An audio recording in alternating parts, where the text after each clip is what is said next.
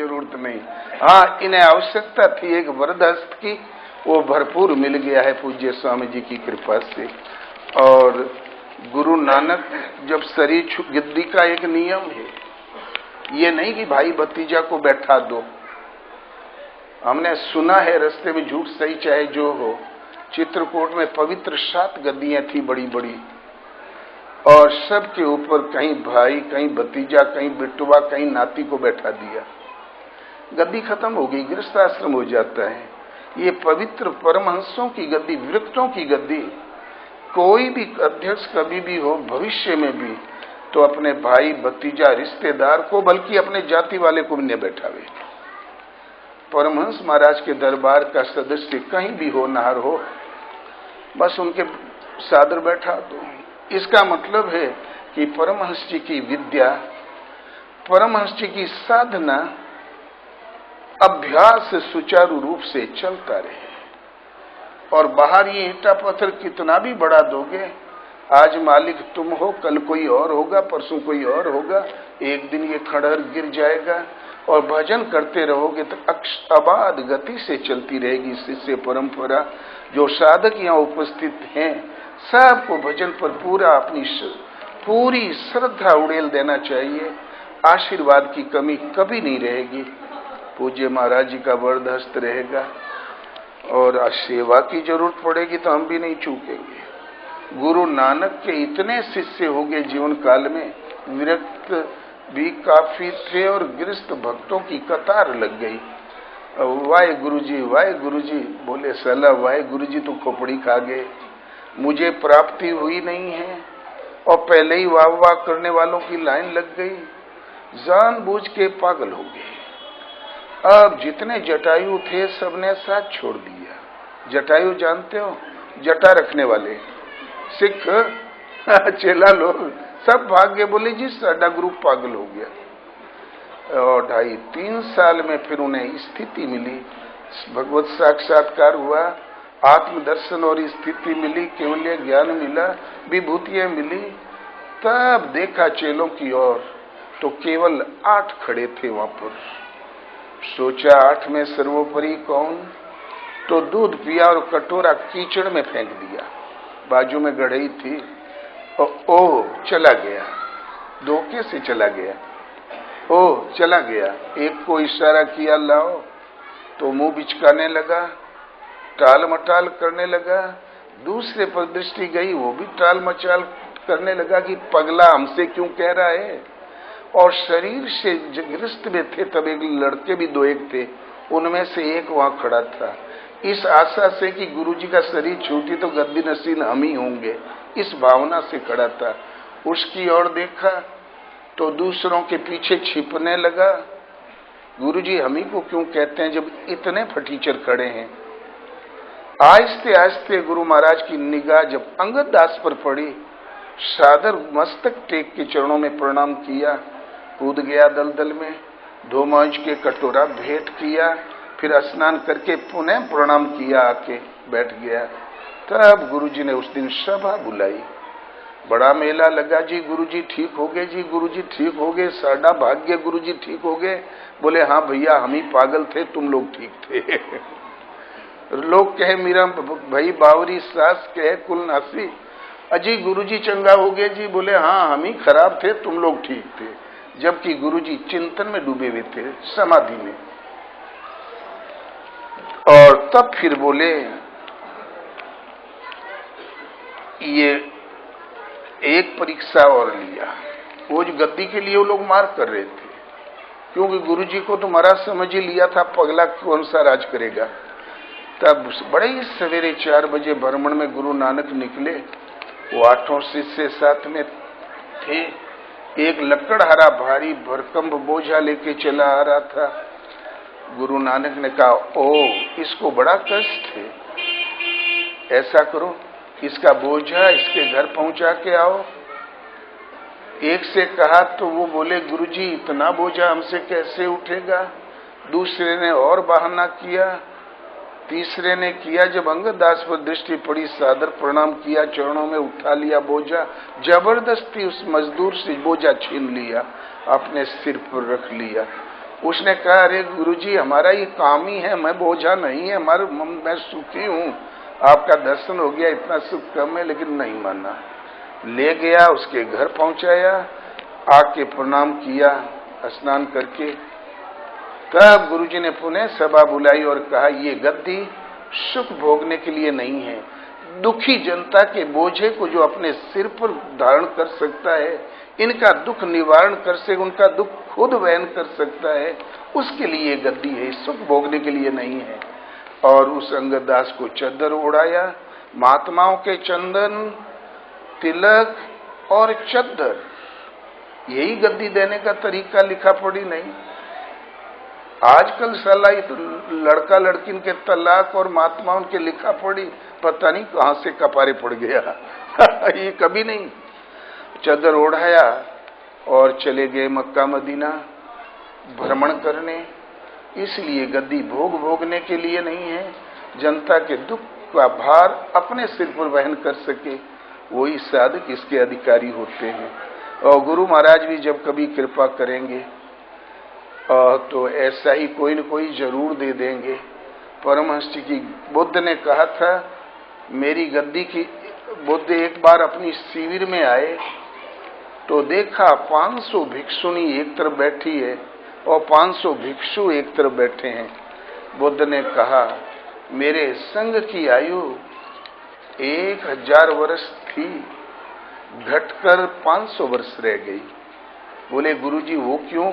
बोले, जो भिक्षु और भिक्षुणी बराबर मात्रा में बैठे हैं साथ साथ। बोले, आपने तो बताया है स्त्री पुरुष सभी प्राप्त कर सकते हैं।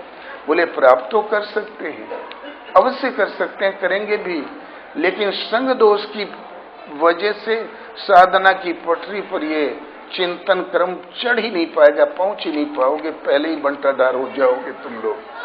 संग से जति को मंत्रते राजा। ऐसे ही यद्यपि शुद्धम लोक विरुद्धम, हालांकि निर्दोष है, सगी माँ के समान ही कोई माताएं बैठी हैं, फिर भी लोक दृष्टि के विरोध में हो, लोक दृष्टि में भद्दा लगता हो, वो काम नहीं करना चाहिए। ये गुरु महाराज का आदेश था हम लोगों के लिए।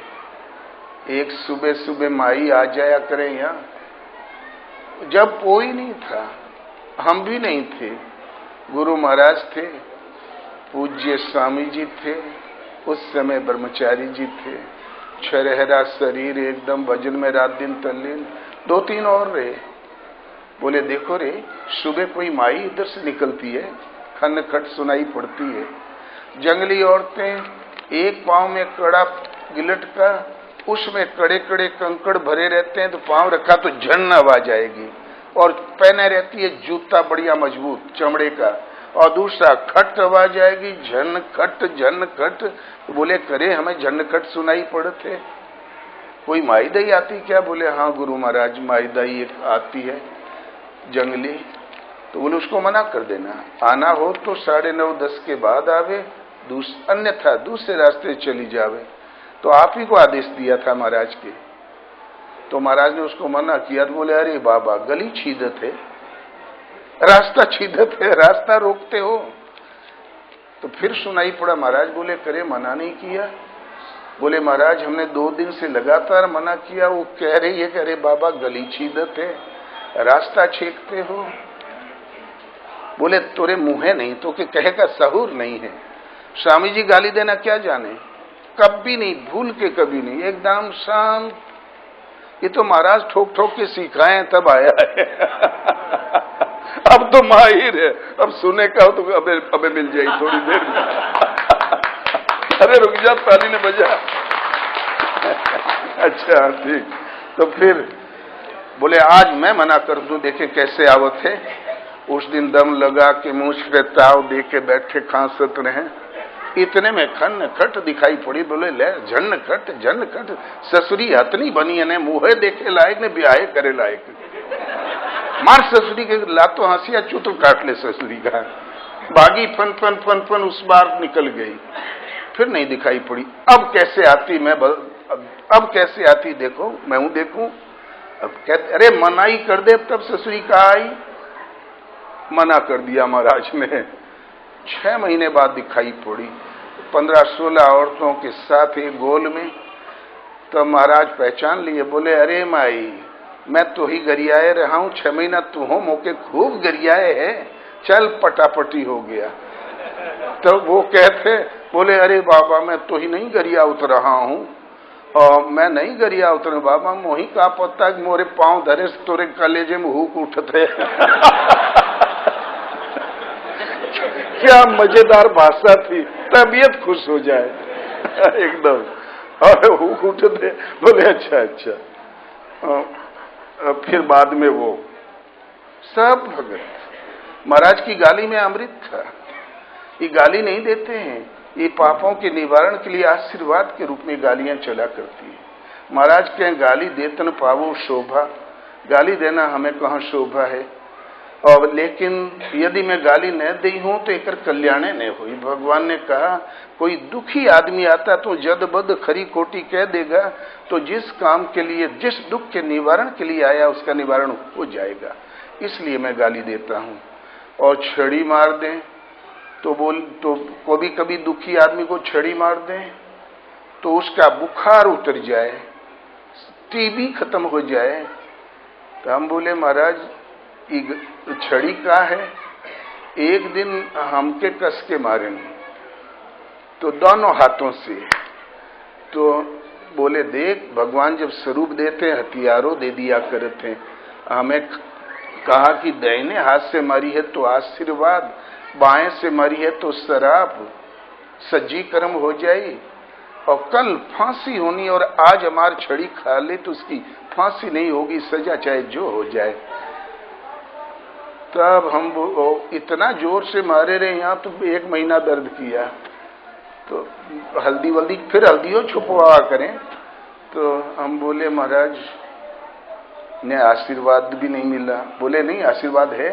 हम बोले दाहिने हाथ ने आशीर्वाद दिया, बाएं ने श्राप दिया, हमें दर्दे भर हाथ लगा। बोले देखो तो कैसे बतियाओ थे। मतलब खुश दिल बहुत रहे एकदम। आज यहाँ पर वैसे ही जैसे थे वैसे ही विद्यमान है। हम महाराज की श्वास के खिलाफ न तो श्वास ले सकते हैं, न खाना खा सकते हैं, न कहीं जा सकते हैं। और इसीलिए भगवान पूज्य भगवानंद जी महाराज ने शरीर छूटने से 1 महीना पहले से लगातार हमसे कहा तू ले ले भाई, तू ले ले। हम बोले महाराज आप 100 साल रहे, ऐसा आप शब्द न बोला करें। और हम क्यों मना करें मालूम है? भगवान हमें मना कर दे छूना मत। अब स्वामी जी से ही कहें कि भगवान मना करते तो झगड़ा हो जात। हाँ झगड़ा ही हो जात। हाँ तब फिर हमारा टाल टूल दे स्वामी जी से। आज भी पूज्य भगवानंद जी महाराज का उतना ही प्रेम है हम लोगों में। गुरु महाराज के शिष्य बहुत थे, केवल 2 बचे हैं। पूज्य गुरु बड़े महाराज कुंडी महाराज, हम पता नहीं कैसे बच गए, हमें मालूम नहीं, अभी फिलहाल बचे हैं। एक है चोला, तो इसको महाराज के सामने आया। जब शुरू में आया तो बगीचे का अमरूद खा गया 10-15। और फिर महाराज बोले कह रे, बोले 85। तो बोले कि हम बामण बनाओ। तो बगीचे का ब्याह किया तो इसके जनेऊ पहनाया। और समरिया गांव से और इधर से औरतें आई, उन्होंने वो जनेऊ में कुछ गावा करे थे ना, वो गाना गए। हम बोले ही कौन ड्रामा, सचमुच इसको बामण ही बना दिया। अब तक तो बामण ही रहा, आज से सन्यासी हो गया, क्योंकि महाराज के बर्दाश्त के नीचे आ गया। नहीं बनाया रहा महाराज, याद है? आज से सन्यासी हो गया। सुन का भाई रे, सुन तो ही की। उसी को सुना के तो कह ही रहे। आज से सन्यासी हो गया। अब पूज्य स्वामी जी के बर्दाश्त के नीचे है। सबकी सेवाएं सही थी, सेवाओं के पीछे कोई कमांडर नहीं था, इसलिए कभी कभी अब जितनी बुद्धि थी उतना कर डाला और क्या। लेकिन अब भविष्य में रंच मात्र भी खराबी की संभावना नहीं है। साधना सही, कारोबार सही, अनुशासन सही। और साधक जी भी अनुशासन से चूक गया तो गुरु महाराज की कृपा तो बचा लेती, अपने बल से कोई बच भी नहीं सकता। इसलिए श्रद्धा और समर्पण के साथ सबको अपनी अपनी ड्यूटी भाव से करना चाहिए। 100 जने 1000 जने या पड़े रहो, कोई कमी नहीं है, लेकिन पड़े रहे तो अपनी मस्ती में, अपने भजन में। और पूज्य बड़े महाराज हम भजन सुनाते, लेकिन स्वामी जी को ऊबने लगे, इसलिए नहीं सुना पाएंगे। स्वामी जी का एक प्रमुख उपदेश है पूज्य बड़े महाराज का, आसक्ति रूपी ठंडी पाकर के पानी बर्फ बन जाता है। आसक्ति रूपी ठंडी पाकर के पानी बर्फ बन जाता है, और ज्ञान रूपी गर्मी पाकर स्वरूप स्पष्ट हो जाता है। ज्ञान रूपी गर्मी पाकर स्वरूप स्पष्ट हो जाता है। तो एक इसमें ऐसा ही यंत्र है हमारे पास, ये लारे, ये देखो, ये कप है, ये खोल देगा, ये कप है बिल्कुल काला, बिल्कुल बर्फ जमा है, मक्करी काली की जमी है, और डाल रहे चाय इसमें। तो क्या आसक्ति, क्या लिखा है, हाँ, आसक्ति रूपी ठंडी पाकर के पानी बर्फ बन जाता है, ज्ञान रूपी गर्मी पाकर स्पष्ट हो जाता है। जरा ज्ञान रूपी गर्मी डाल तो, ज्ञान रूपी गर्मी भर दे, फुल भर दिया। ज्ञान रूपी गर्मी पाकर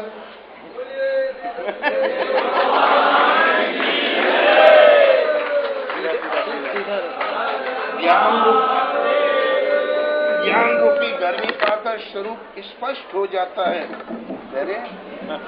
ज्ञान रूपी गर्मी पाकर स्वरूप स्पष्ट हो जाता है।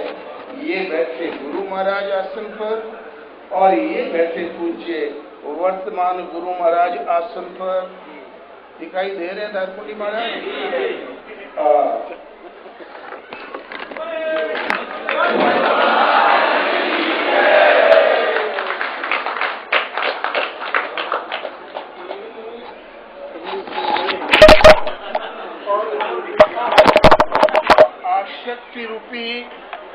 आसक्ति रूपी ठंडी पाकर के पानी बर्फ बन जाता है, और ज्ञान रूपी गर्मी पाकर स्वरूप स्पष्ट हो जाता है।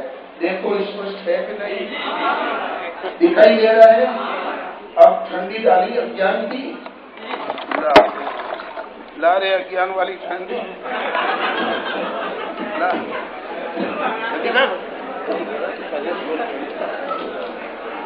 अब ये स्पष्ट, ये देखो, बल्ले बल्ले,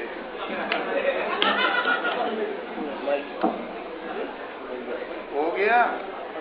धीरे धीरे अज्ञान रूपी गर्मी धीरे धीरे हो रहा है, गर्म ज्यादा, आसक्ति रूपी ठंडी पाकर के पानी बर्फ बन जाता है, कोयला हो जाता है, आपका स्वरूप ढक गया।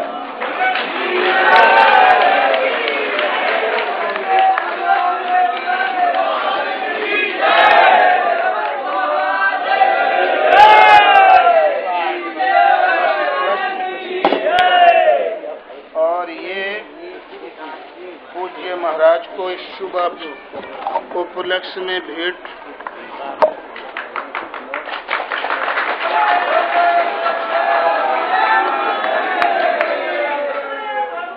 और देखोगे,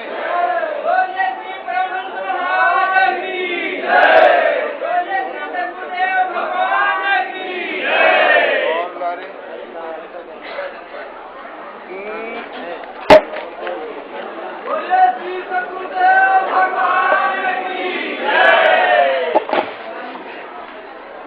ला, फिर ये क्या है? आरती लिखी है पूरा। ये ज्ञान की गर्मी पा करके, ये ज्ञान की गर्मी पा के जय सद्गुरु देवम परमानंदम अमर शरीरम स्पष्ट हो गया। ठीक है। और एक तरफ यथार्थ गीता है जो आपका धर्मशास्त्र है। सृष्टि के आरंभ में धर्मशास्त्र गीता ही था, भगवान कहते हैं इस अविनाशी योग को आदि में मैंने सूर्य से कहा, सूर्य ने आदि महाराजा मनु से कहा, मनु से जायमान होने से आप लोग मनुष्य कहलाते हो। आदि पुरुष थे मनु, इसलिए आदमी कहलाते हो।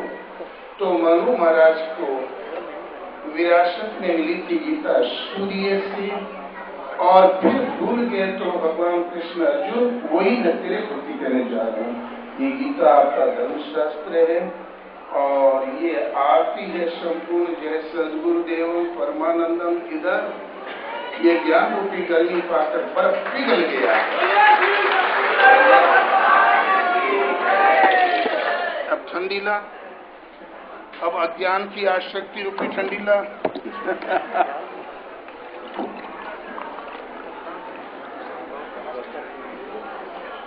ये अब अपने आप हृदय में कालीमा बढ़ जाएगी। अब जहाँ आसक्ति हुई तो हृदय में कालीमा बढ़ जाती है ना, अज्ञान की बढ़ गई। अब हम का बढ़ तो गई। इसलिए महापुरुषों के हर वाक्य में रहस्य छिपा रहता है, उनके रहस्य पर ध्यान दो। और यदि हम ये ठंडा नहीं भी डालेंगे तभी बड़े बड़े क्रिया हो जाएंगे।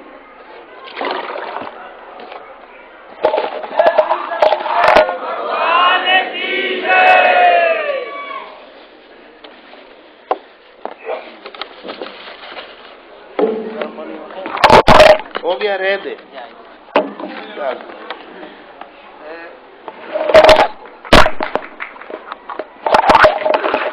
बस एक दिन पेट में सुन लिया पूज्य महाराज जी की, पूज्य महाराज जी की पेट में आई है उपदेशों को लोगों ने संकलित कर लिया है। उसका नाम है मानस बोध। तो उसकी कैसे कोई वहाँ हमें पकड़ा दिया, हमने इसको रोज जा बजाओ सुनते वही यही आसक्ति लिखा रहा, हमने इस कप में लिखवा दिया। हमारे ये ढकोसला ठीक रहेगा, अच्छी बात। और अब महाराज का आशीर्वाद ले लें, और हम यदि सत्संग सुनाएंगे तो आधा घंटा लगेगा, परेशान हो जाओगे, फिर सुनते रहेंगे।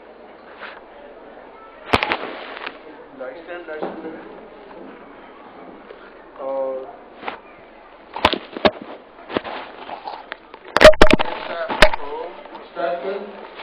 जैसा गुरु महाराज के समय में था, भविष्य में भी 100% उम्मीद है वही छवि देखने को मिलेगी। हम लोग चलो दूसरा सब्जेक्ट लेते हैं। एक सेकंड और महाराज, इसमें ये जो लड़का है ना, आज तर भ्रमण से बढ़िया बोला रहा तो एक इनाम दे देते। पकड़ पटिए ना, चला काम कर। लेकिन पहले देखिए बहुत बड़ा देखिए, आज ये सौभाग्य की बात है कि ये वो आश्रम है जहाँ से हम लोग पैदा हो करके बाहर गए हैं। ये हमारी जन्म भूमि में है। उन्हीं के विषय में काफी अड़गड़ बाबा जी से तू लोगों ने वो बातें सुनी। कुछ बातें थी, कुछ और रह गई, बहुत प्रकार की बातें।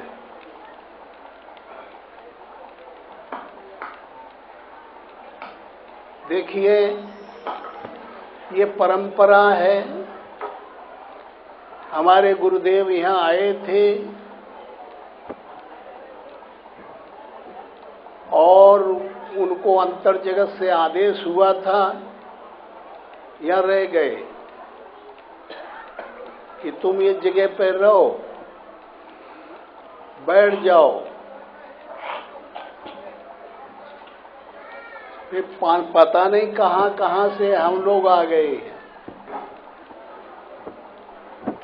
अभी और लोग आ गए, और आ जाएंगे, और आते रहेंगे। ये ऐसी सृष्टि है। तो देखिए ये आना जाना तो लगा रहेगा, लेकिन जो हमारा तुम्हारा कर्तव्य है वो क्या है, जिसके लिए हम यहाँ आए थे, जो हमें कुछ करना चाहिए, आज वो मनुष्य मात्र के लिए जरूरी है।